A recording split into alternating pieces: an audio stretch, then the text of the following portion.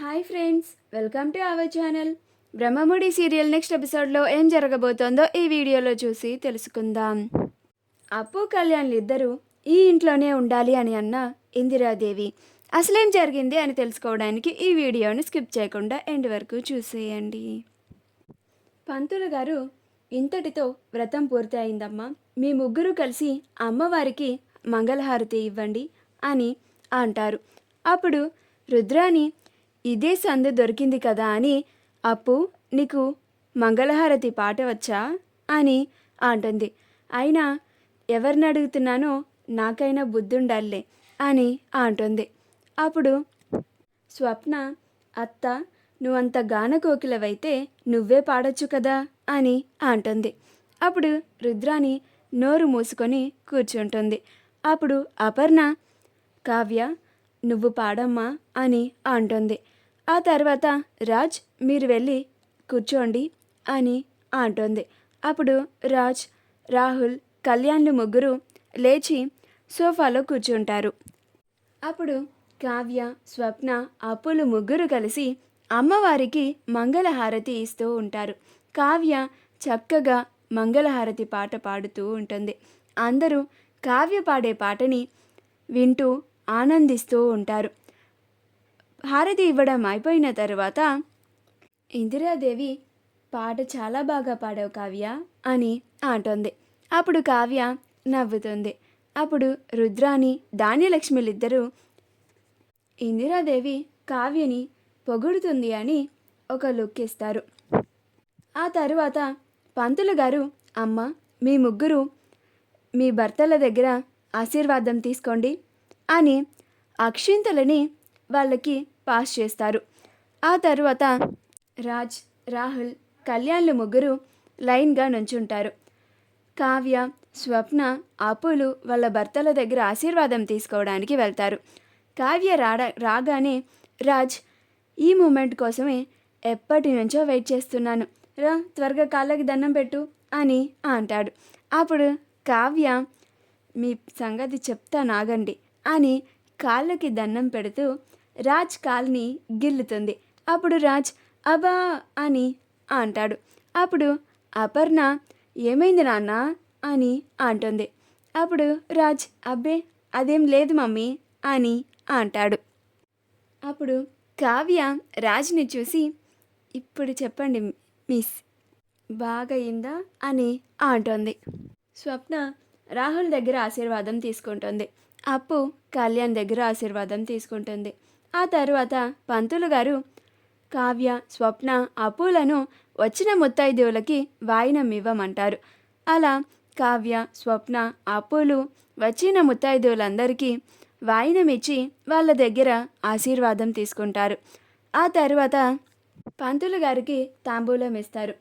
అప్పుడు పంతులు గారు, ఇక నేను వెళ్ళొస్తానమ్మా అని ఇందిరాదేవి, సీతారామయ్యలకు చెప్తారు. అప్పుడు వాళ్ళిద్దరూ అలాగే పంతులు గారు అని అంటారు. అప్పుడు పంతులు గారు అక్కడ నుంచి వెళ్ళిపోతారు.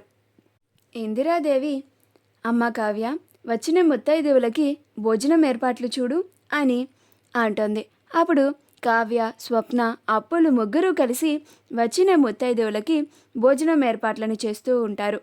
అలా హాల్లో వంటకాలన్నీ పెట్టి అప్పుని ఇస్తరాకుల్లో ఒక్కొక్క ఐటెం పెట్టమని చెప్తారు.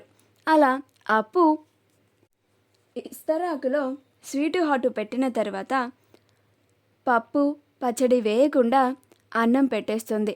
అది చూసి ధాన్యలక్ష్మి తనకి గొడవ వేసుకోవడానికి మంచి అవకాశం దొరికింది అని, ఏంటప్పు ఇలానేనా నువ్వు వచ్చిన ముత్తైదువులకి భోజనం వడ్డించేది? ముందుగా ఎవరైనా ఇస్తరాకులో పప్పు వేసి పచ్చడి వేస్తారు, ఆ తరువాత అన్నాన్ని వడ్డిస్తారు. నువ్వేంటి ముందుగానే అన్నాన్ని వడ్డించేశావు? ఇది వాయినంగా ఇచ్చే వాళ్ళకి భోజనం పెడుతున్నావు అనుకున్నావా, లేకపోతే ఎవరికైనా పిండం పెడుతున్నావు అనుకున్నావా అని అంటుంది. అప్పుడు అందరూ నోరున వేలేసుకుంటారు. ధాన్యలక్ష్మి, ఇలాగేనా మీ అమ్మ నిన్ను పెంచింది? ఇదేనా నువ్వు వచ్చిన ముత్తైదువులకి ఇచ్చే గౌరవం, చేసే మర్యాద అని అంటుంది. అప్పుడు అప్పు మళ్ళీ ఏం మాట్లాడకుండా మౌనంగా ఉంటుంది. అప్పు నాకు తెలియదు అత్తయ్య గారు అని అంటుంది. అప్పుడు ధాన్యలక్ష్మి మళ్ళీ కోపంగా చూస్తుంది. అప్పుడు అప్పు నాకు తెలియదా ఆంటీ అని అంటుంది. అప్పుడు ధాన్యలక్ష్మి తెలియకపోతే పక్కనే మీ ఇద్దరు అక్కలు ఉన్నారు కదా, వాళ్ళని అడిగి తెలుసుకోవాలి అని అంటుంది. నువ్వు చేసే ఇలాంటి పనుల వల్ల మా దుగ్గిరాల కుటుంబం పరువు పోతుంది అని అంటుంది. అప్పుడు ఇందిరాదేవి వచ్చి, మరి నువ్వు చేసే పనులకి నేనేమనుకోవాలి ధాన్యలక్ష్మి?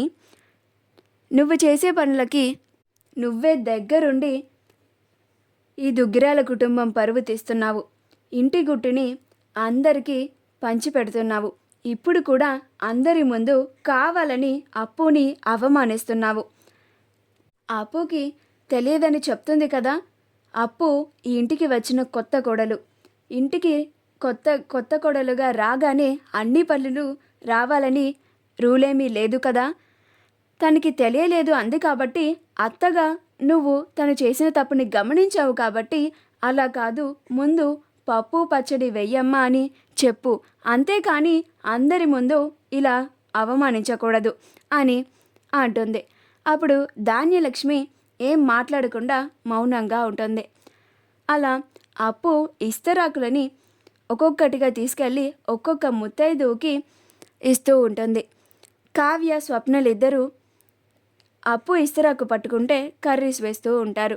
అలా ముత్తైదువులందరూ భోజనం చేసిన తరువాత ధాన్యలక్ష్మి గారు ఇక మేము వెళ్ళొస్తాం అని చెప్తారు. అప్పుడు ధాన్యలక్ష్మి అలాగే అండి అని అంటుంది. అలా వచ్చిన ముత్తైదువులందరూ అక్కడి నుంచి వెళ్ళిపోతారు. అప్పుడు రుద్రాణి ధాన్యలక్ష్మి దగ్గరికి వచ్చి, ధాన్యలక్ష్మి, వ్రతం కూడా అయిపోయింది, ముత్తైదువులు కూడా వాయినం తీసుకొని భోజనం చేసి వెళ్ళిపోయారు. ఇక నీ కోడలిని సాగనంపే కార్యక్రమం మొదలుపెట్టు అని అంటుంది. అప్పుడు ధాన్యలక్ష్మి అంత త్వరగా పంపిస్తే ఎలాగ రుద్రాణి? ఇంకా అవమానించాల్సింది ఉంది కదా. ఇంకా అవమానించి నాకు ఈ ఇంటికి ఈ అప్పు కోడలిగా పనికిరాదు అని నిరూపించిన తరువాతే వాళ్ళిద్దరిని ఇక్కడి నుంచి పంపిద్దాం. అంతవరకు ఆ అప్పుని ఇక్కడే ఉండనివ్వు అని అంటుంది. అప్పుడు రుద్రాణి, అమ్మ ధాన్యలక్ష్మి, నేనే అనుకుంటే నువ్వు నాకన్నా కంచులాగా ఉన్నావే, నేనే ఎత్తులు వేస్తాననుకుంటే నువ్వు నాకన్నా పై ఎత్తులు వేస్తున్నావే, నువ్వు మామూలు దానివి కాదు అని అనుకుంటూ ఉంటుంది. మా వీడియో కనుక మీకు నచ్చినట్లయితే లైక్ చేయండి, షేర్ చేయండి, మా ఛానల్ని సబ్స్క్రైబ్ చేసుకోండి. పక్కనే ఉన్న బెల్ ఐకాన్ని క్లిక్ చేయడం మాత్రం మర్చిపోకండి.